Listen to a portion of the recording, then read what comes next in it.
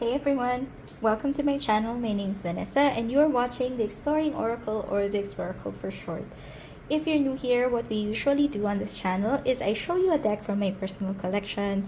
I show you all of the cards, we talk about the card stock, we talk about the guidebook, we see how the deck shuffles, and at the end we also choose a card to read. So for today, we will be taking a look at this indie deck called the Somnia Tarot by Nicholas Bruno. So let me open this up. It comes in this it's an organza pouch. It comes in this pouch, and I haven't looked through the entire deck yet. I'll be doing that with you guys for the first time. But before we proceed, it comes with these three postcards that has a message. Thank you for bringing the project to life. It also tells you more about the deck. So it's each artwork within the Somnia Tarot. It's a photo of Nicholas Bruno, and it's composed of 78 full color cards and an information booklet and a handwritten note from Nicholas. Okay, so this deck, honestly, I haven't really watched a full flip through of this because the cards do kind of creep me out. And I know what you're thinking. If it creeps you out, why would you get it? Because there is a strong pull to get this deck for some reason. So this is what the sides of the box. This is what the box looks like. So there is some gold gilding here, and it comes in this 32-part box, and it says, explore the world of tarot through the visions of Nicholas Bruno, an artist who transforms his dreams and nightmares into surreal imagery. Each artwork within the Somnia Tarot showcases Bruno's work within the mediums of photography, sculpture, and costume design. The Somnia Tarot is comprised of a box set of 78 full-color cards and an information booklet. So there is a small information booklet here. It tells you some keywords for each card, and the same with the minors. But there is also a separate book that you can purchase. I have the Kindle, sorry, not the Kindle. I have the digital edition because I don't really have space for books. Because I already have a lot of decks. So I have the digital edition of the guidebook, and we will be reading from that later once you choose a card to read. So you also have here a thank you from Nicholas Bruno, and it gives you a code that will give you 10% off your next order from his site. Okay, so let's talk about the cardstock. The cardstock is really, really nice. It's like a nice smooth matte. Feels like a photo. So it's not, there is a little bit of sheen, but it is a matte cardstock. The backs are not reversible, and it is a little bit bigger than a standard tarot size card. So just a little bit taller and a little bit wider. Yeah, so let us put that to the side. So it is a little bit of a chunky deck because it is taller, and yeah, the cardstock is quite thick, but it does snap back quite well. So let's zoom in and take a look at all of the cards. Alright, so each card is a photograph. It is like a stage scene. All of the people in this deck have their faces covered, so they're like wearing shrouds or veils or robes or whatever you want to call them. And the set basically for the photo was directed and staged by the creator, and I guess his team too. And there's something really special about that, because the practical side of making this image is I can assume would be very, very challenging. And I think it does talk more about that on his book. I haven't really read through it because I just bought it, but the book does tell you a lot more about how these cards were made. Sorry, it's not focusing. Hold on. Okay. So there is also a Roman numeral at the top and the name of the card at the bottom. Now, like I said, I haven't really watched a full flip through of this deck. Something about the art does feel a little bit creepy to me, but also at the same time very powerful, and was calling me for to get it. And there is also an illustrated version of this deck now out. I believe it's pretty much the same imagery, but it's just drawn instead of photo based. But I don't know, for me there's really something different about this deck that just called me to it, and it's actually calling me to work with it now that we're moving into November and the darker months of the year, I would say, for leading up to Christmas. And I think this deck really does help, not just with shadow work, but introspective work in general. And that's pretty much what I do for myself when I do these readings. And I guess as we go into, the more, I can't say that it's like the more silent or the more introspective months, because here in the Philippines, the months leading up to Christmas have always been super busy, super filled with activity, celebrations and all that, and it's really quite hard to get a moment for yourself. But usually that is the time, Samhain, and that's the time that you do these introspective works. But I will try. But definitely it is a challenge to find time to do this type of work. And this deck, just because of, I don't want to keep saying creepy, but I guess the overall vibe of this deck facilitates that type of work. And I think that's why I was so drawn to it. The illustrated version has its own charm, but I wanted to see how well I work with this original version, this original deck first, before I considered, if I would also be getting that edition.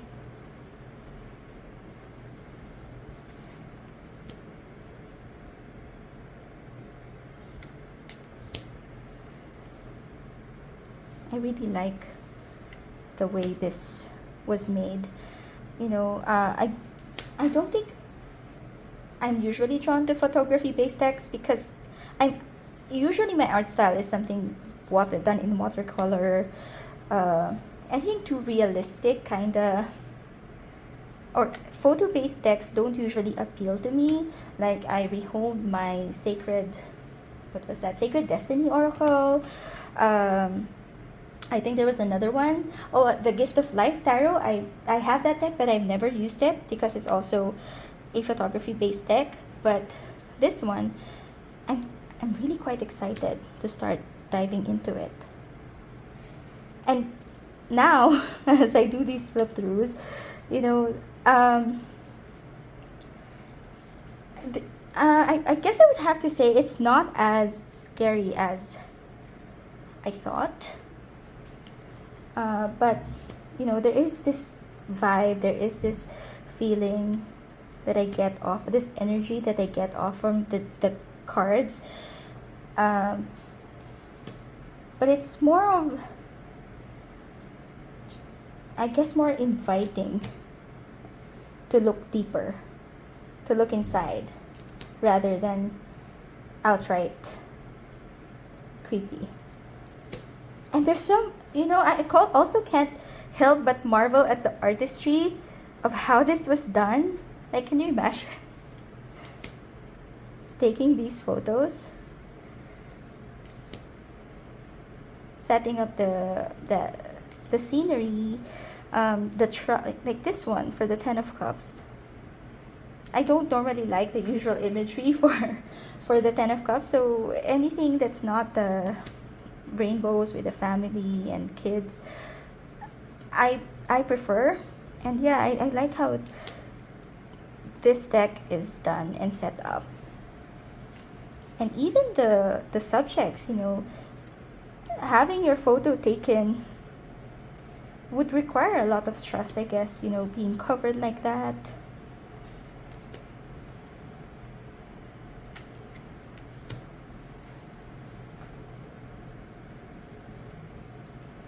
Four of Swords.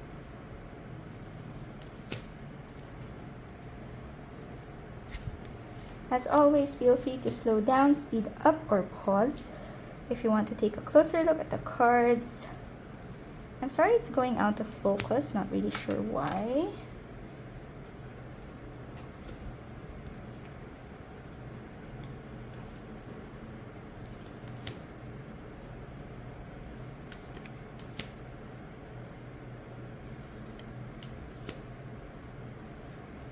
Oh.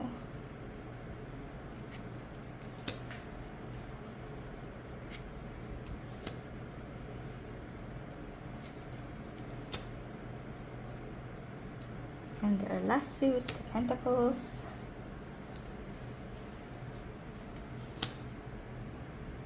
Or the coins.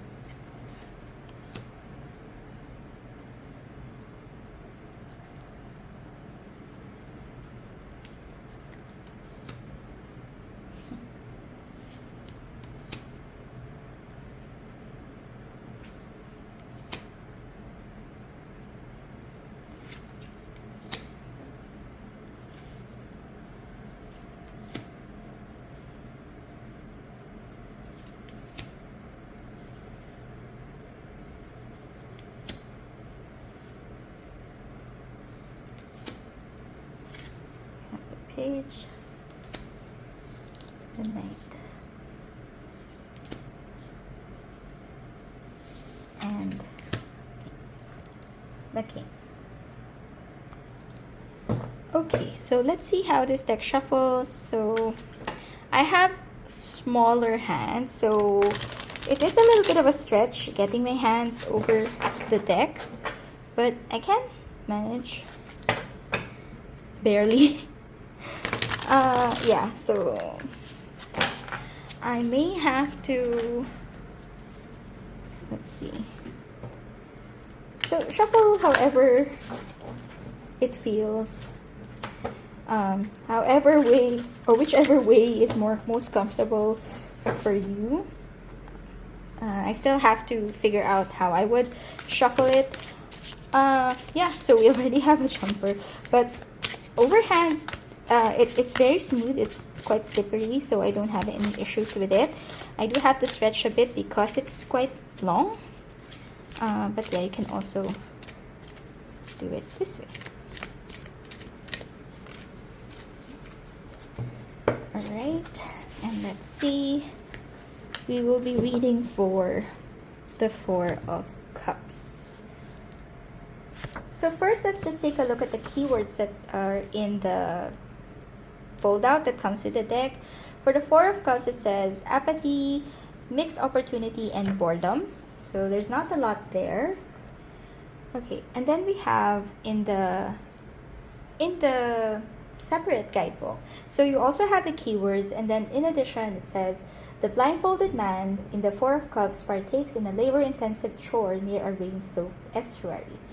Before his feet is a trail of rope that will inevitably become a tripping snare. With hunched shoulders, the man's posture suggests distaste as he moves forward without determination. A prospect to earn income through physical labor is provided to the man, but it is not taken seriously. The waste of effort will result in disappointment for both the ungrateful man and those that offered him steady employment. So the typical imagery for the Four of Cups is like a hand offering a cup to somebody who's not interested. So that is I think the imagery or the meaning that is being emphasized here is like somebody is offering you something, but you're being ungrateful, you're not accepting it, and that's the message that you have to reflect on when you get this card, for example. And I quite like that, actually. It does give you a lot to think about. And this deck is very different from others in my collection. And I know that and I know that you don't need a specific shadow work deck or a darker deck or anything like that to do deeper introspective readings for yourself and all that. But it is, for me, something that helps facilitate it. And that's why I collect decks. That's why I choose different decks, because sometimes it just helps to have that. But of course, you can do shadow work, or you can do readings with any deck. Just for me, it helps. And if I can, if I get a chance to purchase a deck, then why not, right? So I'm really excited to work with this deck and to go through the guidebook as well, that the separate guidebook that that you can purchase from Nicholas Bruno's website. All right. So that has been the flip through of the Somnia Tarot. So do you have this deck? Are you also interested in this? What do you think? Let me know in the comments. I love reading your comments.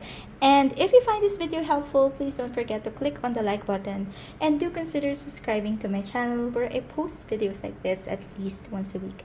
See you again next time. Bye!